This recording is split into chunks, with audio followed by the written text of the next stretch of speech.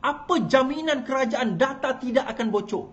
Saya nak kerajaan jamin bagi satu surat mengatakan kalau bocor boleh kena sesuatu. Lawan. Tetap lawan. Terus bawa ke isu pasal padu ni tuan-tuan. So isu pasal padu ni beberapa hari lepas tular di Sarawak bahawa apa orang kata, Sarawak akan menghentikan proses untuk mendaftarkan padu. Okay. Now, so ada yang tanya dalam live TikTok saya tadi, dia kata, jadi maksudnya orang Sarawak tak boleh mendaftar padu lah, Is? Okay, ni macam ni. Orang Sarawak boleh terus mendaftar padu. Sebab itu bukan kuasa negeri. Negeri menghentikan agensi-agensi mereka daripada membantu mendaftarkan rakyat Sarawak. Tetapi agensi federal seperti Jabatan Penerangan masih lagi, PEDI masih lagi meneruskan pendaftaran. Dan tuan-tuan boleh daftar sendiri secara online pun. Dan kita ada sehingga 31 hari bulan ini untuk register. Jadi apa akan jadi kalau tak ada PEDI, tak mendaftar? Okey, saya apa orang kata, video ini didedikasikan menjawab persoalan-persoalan itu. Baik. So sebelum itu kita dengar dulu apa yang Padu now. I hear they have to stand on that. Well,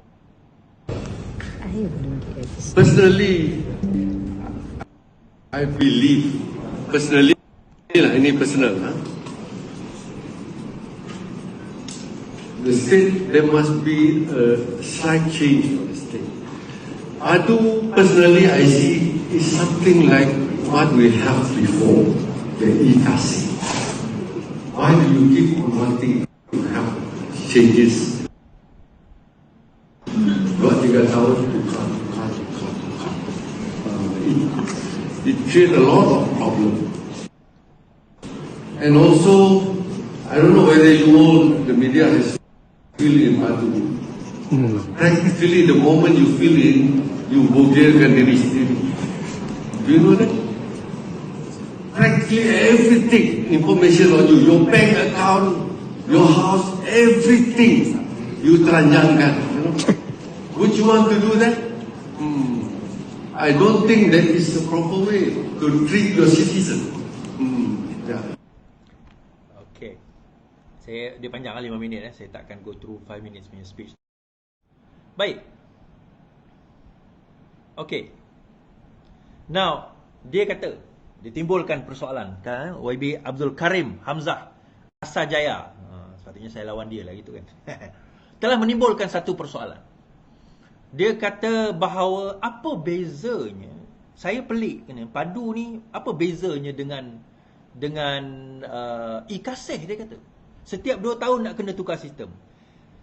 Tuan-tuan, saya tak faham adakah YB Karim sendiri tak, tapi itu dia kata on personal capacity dia lah. Tetapi even on his personal capacity, sekarang ini arahan dah keluar di seluruh Sarawak. Jadi saya tak rasa itu dia individual decision dia. Ini adalah keputusan bersama di peringkat atasan pimpinan GPS. Saya kata macam ni. Bila dia kata padu itu tak ada beza dengan e-kasih, itu menunjukkan ignorant dia terhadap apa itu sistem padu. Jadi saya tak faham bagaimana satu sistem yang telah diluluskan oleh kabinet, di mana di dalam kabinet itu ada ahli-ahli parlimen GPS sendiri. Mereka sendiri tak menjelaskan kepada kerajaan negeri Sarawak tentang apa itu padu. Di Sarawak ada Jabatan Penerangan. Takkan dia orang tak bertanya kepada Jabatan Penerangan kalau tak faham? Tak faham tak apa. Kita bukan salahkan pun. Tapi mintalah penjelasan. Jangan terus ambil tindakan untuk hentikan. And the best thing is, tuan-tuan, benda itu dihentikan beberapa minggu sebelum ditarikh tutup 31 hari bulan Mac. Sedangkan pelancaran padu ini berlaku pada 3 hari bulan Januari dah berlaku. Kenapa sekarang baru nak minta ditutup? Baru tak nak laksanakan. Kenapa? Kenapa setelah 3 bulan kemudian, 2 bulan lebih? Jadi itu timbul satu persoalan kepada kita. Baik.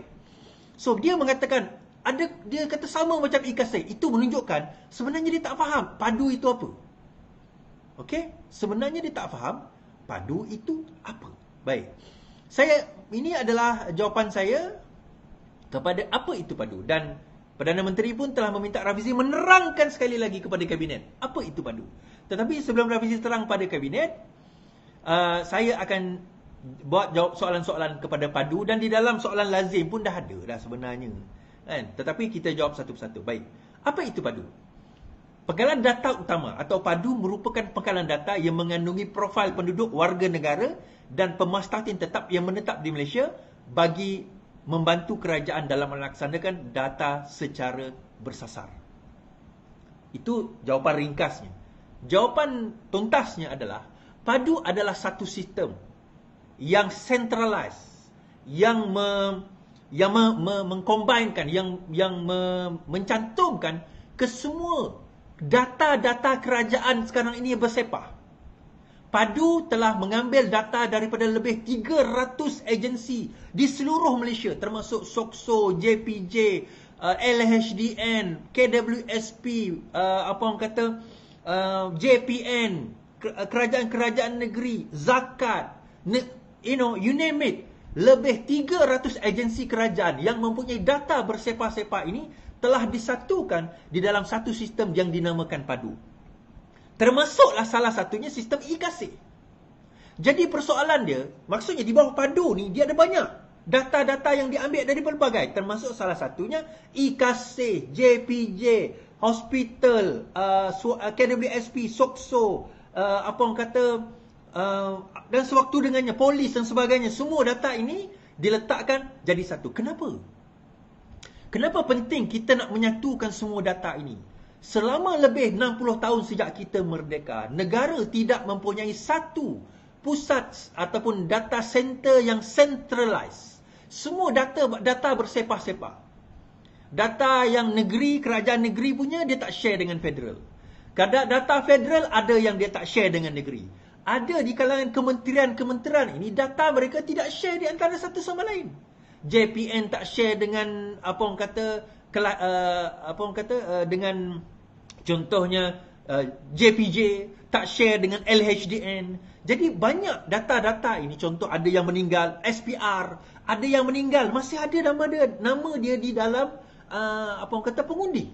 Contoh, ada orang kata dulu, oh ini SPR cuba menipu. Bukan sebenarnya. Sebab, menipu satu hal lah, tapi sebab tidak ada satu data yang sentral. So sekarang ini di bawah Rafizi yang orang dok sebut formula dia, dan ini disebut sebelum kami jadi kerajaan, untuk kita selesaikan masalah kemiskinan dan untuk menyelesaikan masalah supaya subsidi sampai kepada rakyat dan tidak sampai kepada orang yang salah, kita perlukan data yang bersepadu. Dan inilah telah diusahakan dan sekarang ini telah berjaya. Okey, itu adalah Padu. Adakah ia sama dengan e-Kasih? Tak sama langsung. Padu adalah central system. e-Kasih salah satu data yang diambil. Diambil dan diletakkan di dalamnya. Baik. Timbul persoalan. Adakah Padu ini selamat? Baik. Kita cerita selamat ni tuan-tuan. Sebab YB Karim tadi membangkitkan isu bogil. Adakah anda nak membogelkan data anda? Membogelkan ini tak patut pada masyarakat, tuan-tuan. Tuan-tuan ada TikTok, tuan-tuan ada Facebook, tuan-tuan ada Google, tuan-tuan pergi Shopee, tuan-tuan beli Lazada, tuan-tuan beli Grab, ada Touch and Go, tuan-tuan ada Sarawak Pay. Itu semua ambil data tuan-tuan. Tuan-tuan pernah persoalkan tak selamat ke tidak? Sedangkan data itu bukan kerajaan yang pegang. Data itu company yang pegang. Saya ambil contoh Sarawak Pay dan YB Karim patut lihat sama ada Sarawak Pay ni membogelkan rakyat atau tidak. Kita nak compare. Yang mana satu membogelkan rakyat. Sarawak Pay dibangunkan oleh sebuah syarikat.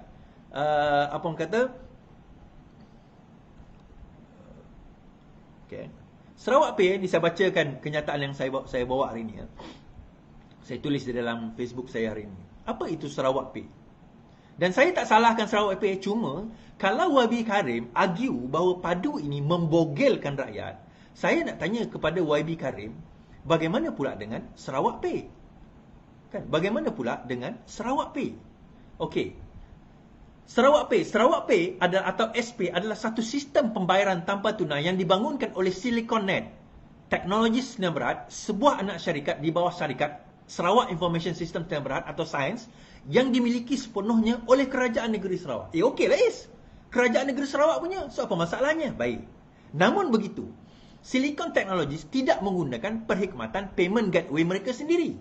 Sebaliknya, pada April 2019, Silicon Technologies telah menandatangani MOU dengan sebuah syarikat yang dinamakan UnionPay, disaksikan sendiri oleh Abang Joe. Nah, soalan kita, siapa UnionPay? UnionPay adalah sebuah syarikat yang dimiliki sepenuhnya oleh kerajaan China yang berpengkalan di Shanghai. Malah di dalam website SP sendiri, dalam laman Private Policy Sarawak Pay, SP menulis, untuk menyediakan anda dengan perkhidmatan pemberitahuan dorongan ataupun notification service, SP Global mengintegrasikan dengan Jiguang J-Push Perisian Pembuganan Kit SDK yang akan mengumpul maklumat peranti anda. Bermakna maklumat peranti anda akan dikumpul oleh sebuah syarikat dinamakan Jiguang Jiguang yang menyediakan perkhidmatan perisian J-Push. Okey? Jiguang adalah sebuah syarikat di China yang beroperasi menyediakan platform keuangan tanpa tunai yang dikenali sebagai UnionPay yang dimiliki 100% oleh kerajaan China. Now, timbul dia kata, okey, itu Sarawak Pay. Sekarang kita tengok Padu pula. Sistem Padu dibangunkan sepenuhnya oleh penjawat awam dari 3 agensi utama: Kementerian Ekonomi, Jabatan Perangkaan, Unit Permodenan Tabiran dan Perancangan Pengurusan Malaysia atau Mampu, dengan penglibatan data lebih dari 300 institusi kerajaan. Soalan saya, Sarawak Pay dengan Padu, yang mana lebih selamat, tuan-tuan? Dari segi data, kalau nak dibogel dengan tu, yang mana lebih selamat? Kan? Jadi kalau kita nak cerita, bukan saya nak perkecilkan Sarawak Pay, tak. Tapi poin saya adalah, kalau YB Karim nak persoalkan tentang membogelkan data, YB Karim kena persoalkan Sarawak Pay terlebih dahulu, sebelum dia nak mempersoalkan Padu. Bagaimana data kita, peranti kita, boleh dijaga oleh sebuah syarikat yang dimiliki 100% oleh kerajaan China? Silakan. Okey, soalan seterusnya. Apakah data boleh bocor? Now, tuan-tuan, ada yang berkata, dan soalan ini telah dijawab oleh Rafizi pagi tadi, dia kata, apa jaminan kerajaan data tidak akan bocor? Saya nak kerajaan jamin, bagi satu surat mengatakan kalau bocor boleh kena sesuatu. Tuan-tuan, pernah tuan-tuan sign dekat Google, dekat Facebook, dekat TikTok, kalau data bocor maka kita boleh saman? Pernah tak? Kenapa tak pernah ada benda tu? Sebab, tuan-tuan, dalam dunia ni tidak ada satu sistem pun yang mengatakan dia tak boleh bocor. Tak ada sistem so far yang pernah wujud di dalam dunia ni selamat gila. Dia macam ni, tuan-tuan. Saya selalu terangkan sistem security ni dia macam padlock. Okay, dia macam padlock, macam lock pintu rumah kita lah. Ada pintu rumah kita murah, kita boleh padlock harga RM10, RM20, kita dah ada dah. Kita juga boleh beli padlock yang harga RM1,000, kan, RM100,000 contohlah, kan. Saya tak tahulah padlock RM1,000, tapi ribuan ringgit. So apa beza padlock harga RM1,000 ataupun kunci rumah harga RM1,000 dengan kunci rumah harga RM10? Bezanya adalah pada sukarnya pencuri itu nak masuk. Dan menurut Rafizi, berjuta kali orang memang melalui DDoS, melalui apa orang kata, melalui kaedah-kaedah hacker, dia nak cuba untuk pecah masuk di dalam Padu. Malah daripada Januari sampai sekarang tak ada seorang pun yang berjaya. Tapi ada itu Ngakoming mengatakan dia ada dalam cari dia kata ada sistem Padu telah berjaya dihack. Itu bukan sistem Padu yang ada sekarang. Itu Padu di bawah agensi. Nama dia Padu juga tapi bukan Padu yang ini. Kemudian ada seorang kata, pendakwah teknologi, dia kata saya telah berjaya mendaftarkan data-data ini di dalam Padu. Tuan-tuan, pasal tak pada data terakhir tu tuan-tuan kena buat KYC, know your customer, pegang IC. Tuan-tuan boleh masuklah data apa sekalipun, akhirnya verification itu pada bila tuan-tuan pegang IC. Data yang awal tu tak akan valid without data IC. Saya pelik lah kalau pendakwah teknologi tak faham KYC tu kan. Kan? Alright. Dan untuk nak menunjukkan, kalau kita cerita bocor ni tuan-tuan, takut tuan-tuan kata saya nipu pula. April 2019, Abang Joe menandatangani Memorandum Understanding antara UnionPay International dan juga Silicon Technologies Sendirian Berhad. Kan? Itu soalan yang seterusnya. Now, baik. soalan seterusnya. Apa akan jadi kalau saya enggan mendaftar dengan padu? Saya tak nak daftar dengan padu. Saya enggan mendaftar dengan padu. Baik, saya jawab soalan ini. Pertama sekali, sebenarnya data tuan-tuan dah ada dalam padu. Sebab itu bila cerita bocor tadi, dia takkan bocor. Macam mana nak bocor? Sebab data tu memang tuan-tuan dah bagi. Dah ada dalam padu dah. Kan saya kata tadi bahawa padu ni mengambil data daripada lebih 300 agensi kerajaan dan meletakkan sentral di bawah satu agensi kerajaan. Sebenarnya data tuan-tuan dan puan-puan semua dah ada dalam padu. So kalau tuan-tuan dan puan-puan tak nak tak nak update padu, so data tuan-tuan dan puan-puan hanya akan paling latest adalah pada bulan tahun 2021 tahun 2022. Sebab 2021-2022 adalah last kali kita buat bancian. Okey, jadi data itu pada itu je lah. Jadi katakanlah daripada tahun 2022 sampai sekarang, katakanlah tuan-tuan dah tukar kerja, tuan-tuan dah berhenti kerja, mungkin masa tu bujang, sekarang dah kahwin, masa tu tak ada anak, sekarang dah ada anak, masa tu mungkin anak 1, 2, 3, sekarang dah ada 3, 4, 5 orang anak. Takkanlah ada masa 2 tahun kan. Tambah lagi seorang anak contoh, masa tu kahwin, sekarang cerai. Masa tu ada pendapatan, sekarang tak ada. So, yang sekarang ini tak ada update lah. Jadi, kerajaan nanti kalau nak buat keputusan, contoh pemberian subsidi dan sebagainya, kepada golongan B80, dia tak ada B40 dah. B80 atau T20, maka dia hanya bersandarkan kepada data 2021-2022. Jadi, katakanlah pada tahun 2021, tuan-tuan ni T20. Masuk tahun 2023, tuan-tuan bankrupt jadi B40. Sebabkan tuan-tuan tak nak update data tersebut, maka data itu masih anggap tuan-tuan dan puan-puan sebagai T20. Saya memang tak nak sebab aku tak dapat pun. Dan tak apalah. Rafizi pun kata tadi, kalau tuan-tuan rasa tuan-tuan T20 memang tak layak dapat subsidi, dan tak payah update pun tak apa. Sebab data tuan-tuan memang dah ada. Habis kenapa Rafizi paksa juga? Dia bukan Rafizi paksa. Kita nak dapat seakurat mungkin data. Seakurat mungkin data. Mungkin tuan-tuan dalam IC tuan-tuan duduk kat Kelantan. Tapi tahun ini tuan-tuan dah pindah dekat Selangor. Mungkin tuan-tuan IC dekat Kuching. Tapi tahun ini dah pindah dekat Miri. Jadi daripada segi bantuan nanti kita akan permudahkan. Kerana kita tahu di mana tuan-tuan berada. Okey, itu pertama. Yang kedua, ada yang kata, adakah ini menggantikan banci? Itu soalan seterusnya. Adakah ini menggantikan banci? Jawapannya tidak. Padu tidak menggantikan banci, tetapi memudahkan banci. Bancian ini tuan-tuan, bila kerajaan Dosem buat bancian, dia mengambil masa setahun setengah nak buat banci. Setahun setengah nak habiskan 22 juta penduduk 18 tahun ke atas. Itu pun bukan semua boleh pergi. Bermakna, dalam tempoh setahun setengah itu, orang yang interview pertama tu by the time setahun setengah, dan mungkin data dia dah tak valid dah.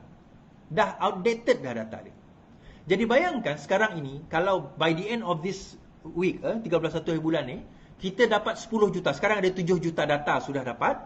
Kita dapat 3 juta lagi data. Katakanlah by the end of 31 bulan, kita dapat 10 juta data. Bancian nanti tak perlulah kepada 22 juta. Dia hanya fokus kepada 10 juta yang tak mendaftar lagi.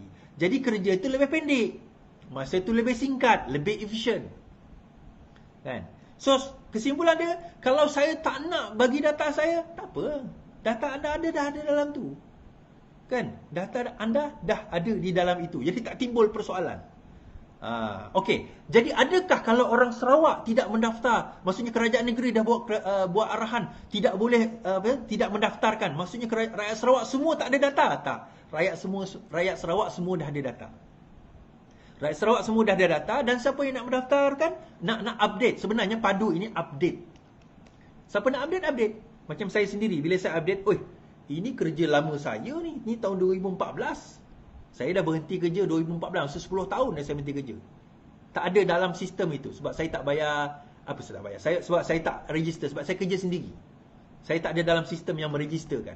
Jadi saya update, saya bekerja sendiri. Berbeza kan? Tapi kalau tuan-tuan tak nak, tak apalah. Tak ada masalah. Kan? Tak ada masalah. Cuma itulah nanti. Alright. Now, timbul satu lagi persoalan. Adakah padu itu tidak ikut regulasi PDPA? Ini antara yang menyoalkan ni orang PKR sendirilah. Tuan-tuan, padu tidak terikat dengan PDPA. padu ini terikat dengan OSA, Official Secret Act, Akta Rahsia Rasmi Kerajaan. PDPA, kalau PDPA dia sebenarnya konsen je dan dia tertakluk kepada orang bukan kerajaan.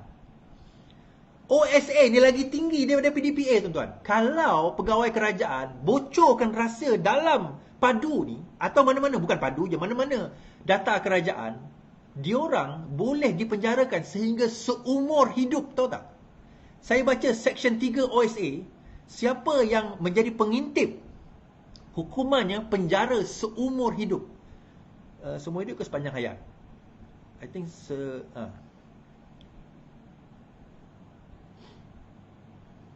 imprisoned for life, seumur hidup. Dia dipenjarakan seumur hidup. Itu Section 3 OSA. Section 4.1 bagi kesalahan yang lain, yang mendedahkan dokumen, mengambil gambar, itu silap, penjara 1 tahun sehingga 14 tahun. Section 8.1, 1 hingga 7 tahun. PDPA maksimum pun 1 tahun penjara. Itu pun option, mungkin juga denda. Maksimum 1 tahun. OSA ni, tuan-tuan, seumur hidup pegawai kerajaan tu boleh kena. Bukan pegawai kerajaannya, orang yang terlibat tu pun sama. Orang rakyat kena boleh juga di bawah OSA. So, tiba-tiba cerita pasal PDPA. Padu ni bawah OSA, tuan-tuan. Itulah yang menjadi masalahnya apabila engkau orang sendiri tak faham tentang isu ini. Kan? Jadi rasa terpaling. Dia rasa PAS tidak bersetuju dengan padu ini kerana tidak clear. PAS nak negeri dia sendiri pun dia tak boleh jaga. Tiba-tiba nak cerita pasal padu. Baik, Is, ada soalan seterusnya. Apakah sistem yang digunakan oleh padu ini, tuan-tuan? Dia menggunakan multi-layer security system dengan SSL yang diberi. Kalau siapa dalam sistem IT dia tahu multi-layer. Sebab itu tuan-tuan tak boleh tengok semua. Kalau tuan-tuan buka padu tu, tuan-tuan nampak sebahagian kecil je data, tuan-tuan. Sebenarnya dekat bawah tu banyak lagi data-data dia yang padu tak declare, tak expose. Sebab dia ada multi-layer. Nah, berapa kos padu ni, Is? Kos padu ni murah sebab dia bukan bagi pada third party. Development itu dibuat di dalam kerangka kerajaan itu sendiri. Mungkin dia bayar server, mungkin dia bayar SSL, mungkin dia bayar dia punya security system, mungkin dia bayar a few things lah dia nak beli. The rest internally developed. Okay, internally developed. So apa lagi soalan? Right. Ada orang kata, orang Sarawak yang ada dekat sini santai je, biar orang Semenanjung dengan urusan dia orang. Kenapa biar orang Semenanjung dengan urusan dia orang? Kalau orang Semenanjung maju, kau tak nak orang Sarawak maju sekali. Kalau orang Semenanjung dapat bantuan, kau tak nak orang Sarawak dapat bantuan sekali. Habis kalau orang Sarawak tak dapat bantuan, nanti siapa nak bagi bantuan? YBGPS. Kan? Okey. Saya buka soalan. Kalau ada tuan-tuan ada soalan dekat komen, saya akan try jawab mana yang boleh lah.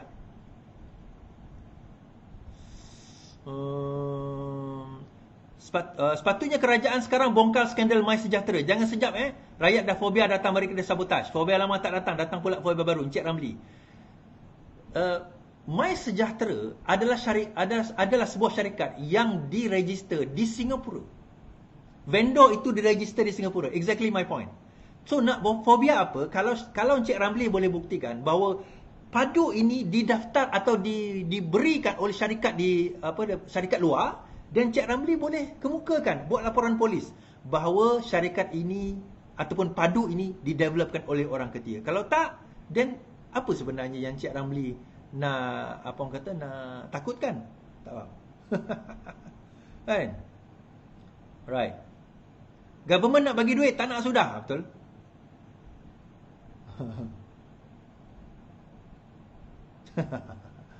Okey. Sam. Betul. Okey, nasib baik. Sam, betul ke subsidi minyak akan ditarik balik? Okey, ini soalan yang beberapa hari ni viral juga. Okey, asal perkataan subsidi minyak ditarik balik ni, dia kata ada satu portal. Saya pergi kat portal tu. Saya klik portal tu, saya tengok dia pergi kepada satu website berita harian. Di dalam portal berita harian tu mengatakan kerajaan akan jimat 29 bilion kalau subsidi minyak RON 95 dimansuhkan. Itu artikel itu.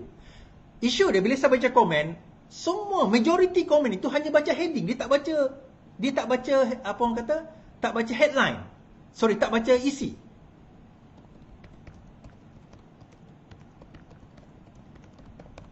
Okay? Dia tak baca isi tersebut. Alright. Baik, saya bacakan isi dan ini daripada berita harian. Saya nak jawab soalan Sam ya. Saya nak jawab tadi. Jawapan mudahnya tidak. Tapi saya nak baca apa sebenarnya isi yang menyebabkan orang kata subsidi itu ditarik balik.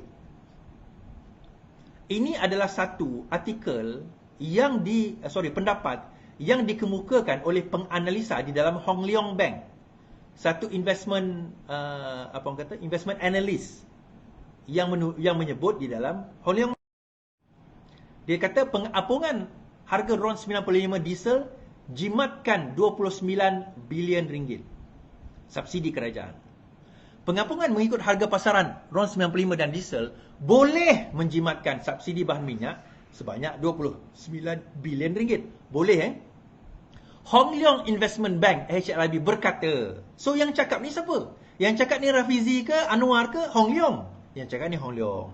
Ia bermakna harga dijangka meningkat sebanyak 64% bagi RON 95 dan 61% bagi diesel. Setakat Mac 2024, RON 95 berada pada RM2.05 dan diesel RM2.15. Firma penyelidikan itu berkata, dengan ketiadaan GST, pembaharuan subsidi kini lebih penting jika sasaran defisit fiskal kekal separuh ke-12 ingin dicapai.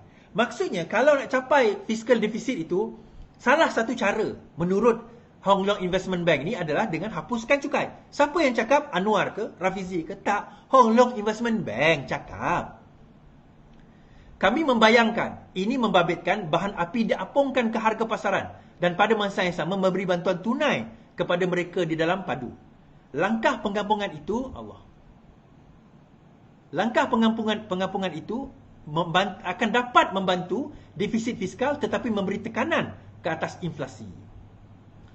Anggaran, perkataan anggaran HLIB menunjukkan secara hipotesis boleh mengurangkan defisit fiskal daripada negatif 4.3 kepada negatif 2.8%. Subsidi dan bantuan di Malaysia telah meningkat hampir 3 kali ganda daripada 23 bilion pada 2010 kepada 64 bilion pada 2023 dan paling tinggi 67 bilion pada 2022. So soalan saya, siapa yang cakap benda ni? Yang cakap Hong Leong. Hong Leong Bank Investment. Okey, kenapa dia cakap? Sekejap lagi saya cerita kenapa dia cakap. Ini Januari 2024 Kerajaan nafi subsidi RON 95 ditarik balik. Ini bulan Januari punya. Nah, kenapa Hong Leong Investment Bank buat kenyataan itu? Sebagai investment bank, Hong Leong kena mengira semua kebarangkalian dan possibilities. Tujuan apa? Nama dia investment bank. Dia ada buat risk assessment. Jadi bila wartawan tanya, apa kemungkinan? So kalau dia hapuskan semua subsidi, maka ini yang akan berlaku. Hipotesisnya ini, anggarannya ini, anggapannya ini. Tapi apa yang berlaku tuan-tuan? Ada orang ambil benda itu, kerajaan akan hapuskan subsidinya. Allah. Tuan-tuan, ni saya nak cerita malam ni. Kerajaan tidak akan menghapuskan subsidi minyak. Sebaliknya, kerajaan akan menyasarkan subsidi minyak. Alamak, aku tak dapat ke subsidi minyak nanti. Tengoklah padu tu macam mana, padu ke tidak korang. Itu satu. Dan kedua, berkemungkinan kita tak ada lagi M40, T20, B40. Tak ada lah. Kategori itu mungkin tak ada. Sekarang ini, Rafizi sebut tadi B80, T20. B80, T20. Itu kemungkinan. B80, T20. Di dalam B80 itu sendiri nanti, lebih 80, B80. Ada pecahan-pecahan dia. Bermakna yang tak layak dapat minyak nanti, subsidi minyak adalah T20. Kalau tuan-tuan rasa, orang Sarawak kata merinsak atau tersepit sebab nak bayar harga minyak tu naik RM3 seliter, maka tuan-tuan bukan golongan T20. Kalau tuan-tuan rasa tuan-tuan T20 tapi masih rasa tersedak nak bayar tu, maksudnya tuan-tuan bukan T20. Tuan-tuan beranggapan je tuan-tuan T20. Sebenarnya tuan-tuan bukan T20. Golongan T20 ni tuan-tuan, bil elektrik harga 2-3 ribu, dia tak ada masalah nak bayar. Dia nak bayar kereta dia 5-6 ribu servis, 5-6 ribu sebulan, dia tak ada masalah. Kalau tuan-tuan bayar harga kereta 5-600 pun tuan-tuan rasa sesak, tuan-tuan bukan T20. Okay? Dan pengklasifikasian T20 dan juga BAT lepas ini akan berbeza. Saya bagi contoh macam ni. Seorang ketua isi rumah yang tinggal di Kuala Lumpur bergaji 8,000 kalau sebelum ini, dengan seorang ketua isi rumah yang tinggal di Kuching gaji 6,000, tak sama. Seorang ketua isi rumah yang tinggal di Kuala Lumpur gaji 10,000, anak 5 orang, semua masih bersekolah, tak sama dengan seorang yang bergaji 5,000 tetapi tinggal di Bandar Kuching, tak ada anak. So, bagaimana kerajaan nak menilai ni, Is?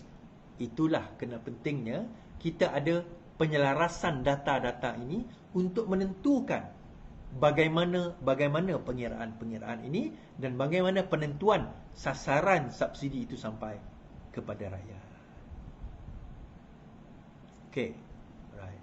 So, kesimpulan dia, kalau tuan-tuan rasa tak nak daftar padu, it's up to you. Terpulanglah kepada tuan-tuan dan puan-puan, sama ada nak daftar atau tidak. Terpulang kepada kerajaan negeri Sarawak nak teruskan atau tidak. Tapi saya tutup dengan inilah tuan-tuan. Kenapa agaknya Sarawak rasa risau? Tak tahulah, bukan Sarawak. Well, tak apalah. I've said it anyway. Saya rasa kemiskinan di Sarawak sekarang ini under-report. Kemiskinan di Sarawak is actually under-report. Dan saya percaya dengan padu, dengan data yang semakin banyak, kita akan mendapati jumlah kemiskinan yang lebih ramai daripada apa yang terdapat di dalam report.